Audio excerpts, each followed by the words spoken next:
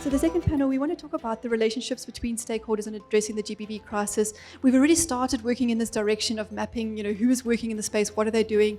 We want to try and take that conversation a bit deeper. So I would say it's a combination of all those stakeholders that are working together. But in cases where you don't have other external stakeholders, you would use the stakeholders that are within the communities. The community leaders, those are the people that are really working with GBV in our communities.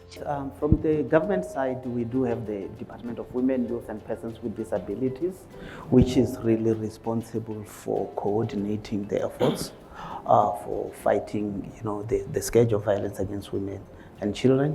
We do have the Department of Justice and Constitutional Development, which is key when it comes to issues of the legislations.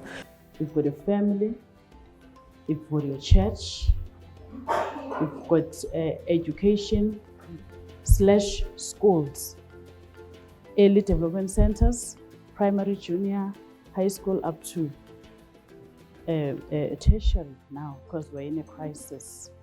Then you move up, social development, and then the list goes on.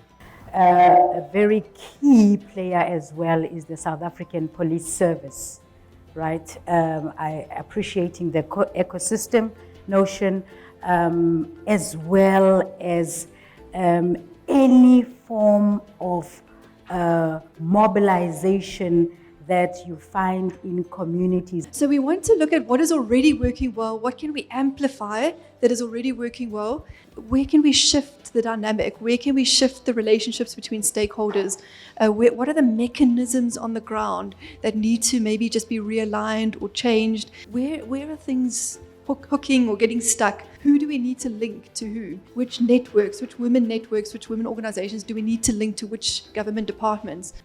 Judiciary should be made aware that they should also implement the laws, the customary laws of traditional leaders.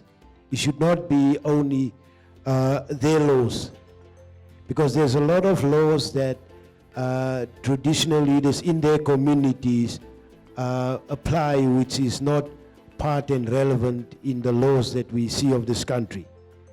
So it's giving strength to the laws of traditional leaders.